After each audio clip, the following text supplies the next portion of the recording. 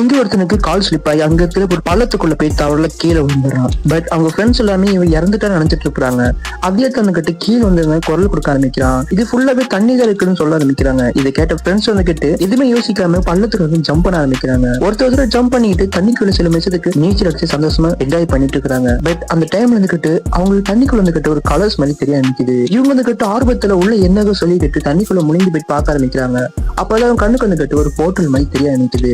அதுக்குள்ள கை வச்சு இருந்துகிட்டு ஒரு பக்கம் எழுத்துக்கிட்டு ஒரு இடத்துக்கு வந்து எல்லாம் உழுக ஆரம்பிக்கிறாங்க. வந்து பார்த்தோன்னா ஒரு யூஎஃப்ஓ வந்துகிட்டு ரொம்ப பாலஞ்ச மாதிரி கிடக்க ஆரம்பிக்குது. அதுக்குள்ள வந்து ஒரு சின்ன ரோபோட் வந்துகிட்டு அவங்க ஃப்ரெண்ட்ஸை பார்த்துன்னு உங்களுக்காக ரொம்ப வருஷம் மில்லியன் காத்துங்கன்னு சொல்ல ஆரம்பிக்குது. இதை பார்த்த ஃப்ரெண்ட்ஸ் எல்லாமே கூப்பிட்டுக்கிட்டு அந்த ரோபோட் வந்துட்டு ஒரு பக்கம் நிக்க வைக்க ஆரம்பிக்கிறாங்க. அந்த நிக்க வச்சோன்னே வந்துகிட்டு அவங்களுக்குள்ள சூப்பர் பவர் வந்த மாதிரி ஒரு சூட்டு மாதிரி தயாராக ஆரம்பிக்குது.